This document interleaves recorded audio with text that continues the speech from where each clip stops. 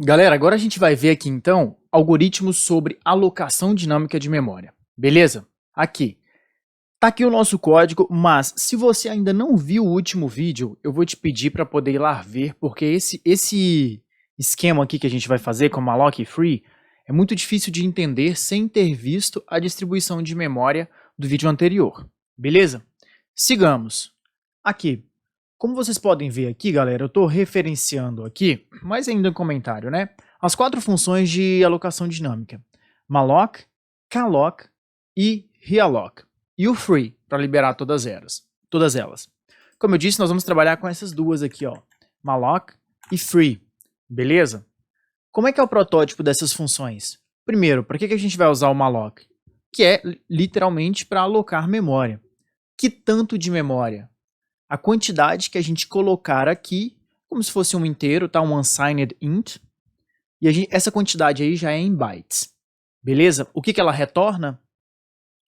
Ela retorna um ponteiro, certo? Mas não tem um tipo específico. Ela vai retornar um ponteiro para uma posição de memória, que a partir dali você vai poder salvar o que você precisar, ele está alocado para você, então ela retorna o ponteiro para a primeira posição de memória que ela liberou lá do heap para você.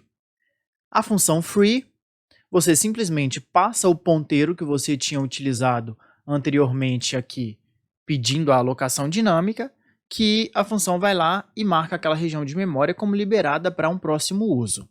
Beleza? Vou comentar as duas aqui e vamos seguir o nosso código. Opa, só um minuto. Deu ruim aqui. Aí, beleza. Aqui. Aí, o que acontece? Eu vou precisar incluir aqui a stdlib, tá? Porque é onde estão definidas as funções de alocação dinâmica. Daqui a pouco eu passo por essas duas funções aqui que nós criamos e vamos começar o nosso código. O que a gente vai fazer aqui?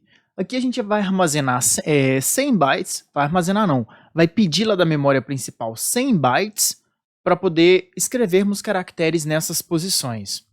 Joia, como é que a gente vai fazer isso? Naturalmente, utilizando a função malloc. Eu começo aqui, ó, declarando um ponteiro para char, já que eu vou escrever caracteres, como a primeira linha dentro da minha função principal.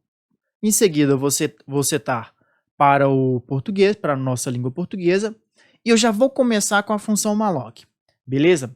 Antes disso, deixa eu só mostrar aqui para vocês, ó, como é que eu poderia fazer isso, como é que eu uso a função malloc. Já que eu já tenho o char aqui, ó, deixa eu deixar esse negócio aqui separado, eu poderia, declarando o ponteiro, com esse ponteiro é que eu vou receber o retorno da função malloc, certo? Aqui eu estou pedindo, olha, aloca para mim, por favor, 100 bytes de memória e me dá, por favor, o endereço onde isso começa no ponteiro P.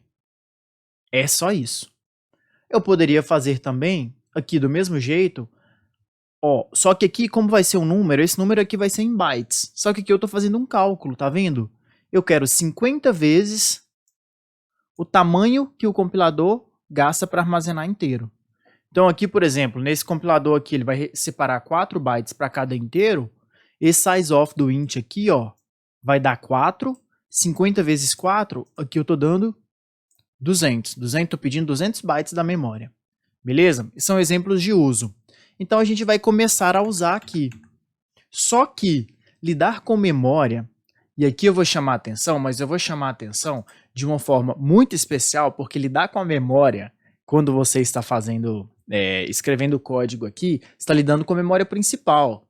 Se você trabalhar aqui com ponteiros errados, com alocação em lugar errado, mas isso pode dar um pau e travar o sistema de forma que você vai falar, o que eu fiz? Beleza? Então, presta bastante atenção aqui nesse momento do vídeo. Olha só, nessa linha 18, eu estou verificando o ponteiro. Ó, chamei malloc. O que é o retorno aqui? O retorno é um ponteiro. Se esse ponteiro for não nulo, ou seja, é válido, é que eu vou conseguir.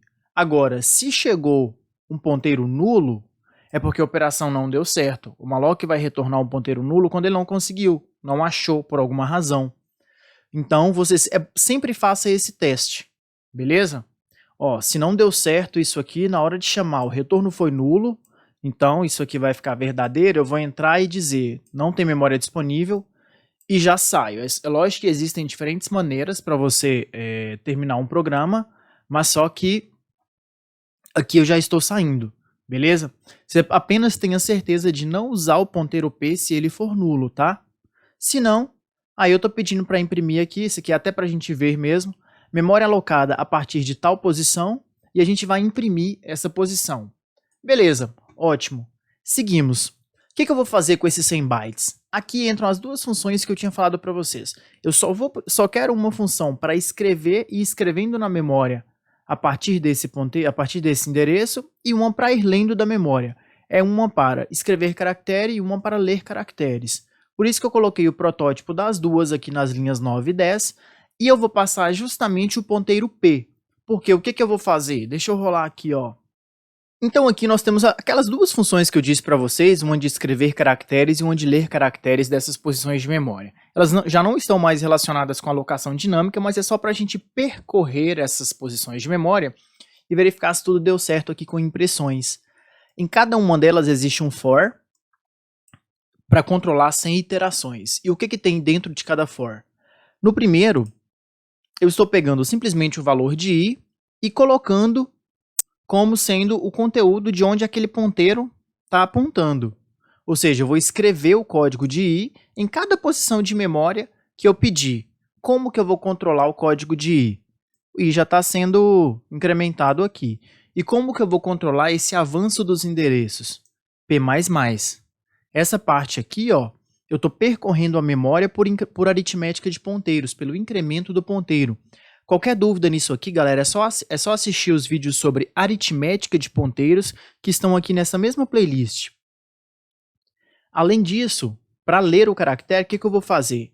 Vou percorrer a memória de novo, beleza? A partir daquele ponteiro P, né, que vai ser o primeiro endereço da memória alocada, e nós vamos sair lendo. E como é que está essa sentença aqui? Ó, caractere X, esse %D aqui é só para me indicar se é o caractere 0, 1, 2, 3... de acordo com as posições de memória que a gente for lendo.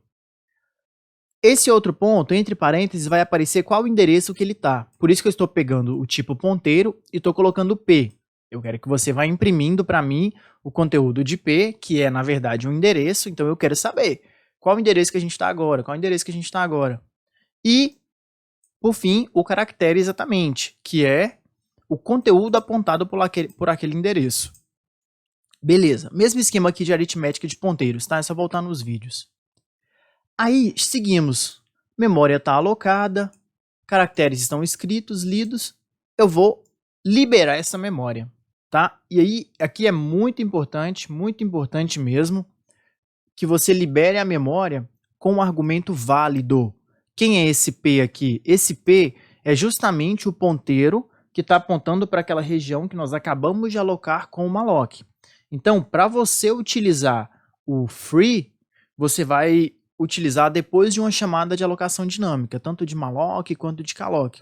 Beleza? Por quê? Porque ele vai liberar aquela região que tinha sido anteriormente, na última ação, alocada. Beleza? Nunca use free como argumento inválido, que é capaz que isso destrói a lista de memória livre. Tá? Você pode criar uma bagunça total no sistema de memória aí do computador, do sistema operacional. Perfeito? Vamos ver como é que isso está rolando? Vamos lá então para o nosso código. Olha só. Então, deixa eu executar aqui, ó. Executar não, compilar. GCC, que é o comando de compilação. O nome do arquivo, beleza, tá aí o nome, -o. Eu quero o mesmo nome, só que sem o C. Ó, deu certo. Beleza, então vamos rodar. Ponto executável. Opa, aconteceu um monte de coisa aqui. Primeiro, rodou. Entrou aqui, fez o teste do malloc, eu pedi os 100 bytes, ótimo, devolveu para P, se não imprimiu que não tinha memória disponível, é porque conseguiu. Beleza, entrou aqui, ó, memória alocada a partir de. Ah, de quanto? Olha só, galera, o nosso ponteiro P, que eu pedi para usar aqui, ó, ele está justamente com endereços apontando para 007D, 0D08 em hexadecimal. Deixa eu só, quer ver? Vai até melhorar aqui um pouquinho. Isso, justamente nesse ponto aqui, ó, da linha 22, o que eu estava dizendo para vocês? Eu pedi para ele mostrar para nós qual que era o endereço aqui, beleza? E aí deu. A partir do endereço 007D0D08. Ótimo. Seguiu, então, chamaram as duas funções. As duas não, chamou a função de escrita. Eu deixei aqui 100 caracteres escritos só para a gente ter controle. E aí começou a ler. E olha que bacana. Executou pelas 100 vezes, foi de 0 até 99, tá aqui. Olha só o endereço do primeiro caractere. 007D0D08, 007D, 0D08. E qual que é o primeiro caractere? Bom, aqui, o que eu estou escrevendo lá? Eu estou escrevendo aqui pela linha 42 eu estou escrevendo I. Ah, tá, então eu estou escrevendo os binários do I? Exatamente. Aí eu vou te chamar então para lembrar disso aqui, ó. Olha só, lembra quando a gente tinha aqui, tá lá no vídeo sobre arquivos, tá? O primeiro vídeo sobre arquivos. Eu simplesmente fui escrevendo binários aí que são relacionados a códigos ASCII ou ASCII2. Então, se você bem observa, esses primeiros, certo? Esses primeiros aí, 0, 1, 2, 3, 4, 5, isso aí não são sinais gráficos, são sinais de controle. Nem tem tipo, nem tem sinal para mostrar para a gente, nem tem desenho. O 0 mesmo é nulo e por aí vai. Quando chega lá no 32, certo? É que começa a serem caracteres que a gente conhece. E é isso mesmo. E aí a gente pode observar aqui, ó, galera, que dos caracteres que estavam armazenados nas primeiras posições de 0 até a 31, são sinais de controle, que não vai ter realmente uma representação gráfica, mas foram lidos, todos lidos, por isso que aparece essa interrogaçãozinha. A partir da 32, aí vem espaço, exclamação, aspas, cerquilha, cifrão, porcentagem e pá, quer ver? 65, olha o nosso A aqui, ó. Agora começam as letras A, B, C, D, A minúscula lá no 97 e pronto, terminou. Quando foi isso, chegou, é porque terminou aqui na nossa função de ler os caracteres. Terminou? Terminou. Pega o endereço de retorno lá da pilha, como eu disse no último vídeo, e volta para cá. Quando volta daqui, vai para a linha 27, e aí vai liberar a memória. Qual memória? A memória indicada por P, que tinha sido alocada pela função malloc. Ah, então beleza. Foi por isso que ele imprimiu aqui para nós, memória liberada a partir do 007D0D08, o mesmo endereço que tinha sido alocado lá do heap, por aquele ponteiro P que estava indicando para nós. Então, simplesmente acabou o nosso código, pressionei Enter para sair e saiu. Beleza? Então, pessoal, coisa que tem que ficar clara aqui nesse uso do malloc e do free. Malloc aloca memória lá do heap e o parâmetro é a quantidade de bytes. Você pode fazer um cálculo ali com o sizeof, mas o resultado tem que ser a quantidade de bytes. Beleza? Alocou, usa o free depois, que é para poder liberar aquela memória. 2 pontos.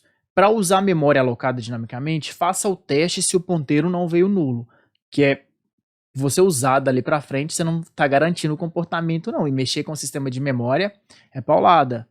E liberou com o free, tenha certeza de que você está utilizando um ponteiro válido, que é aquele ponteiro que você pegou lá do malloc. Beleza? Porque senão vai dar outro crashzinho aí no sistema de memória e isso não é legal. Tranquilo? Bom, então por hoje é só, pessoal. Valeu por assistir e até a próxima videoaula.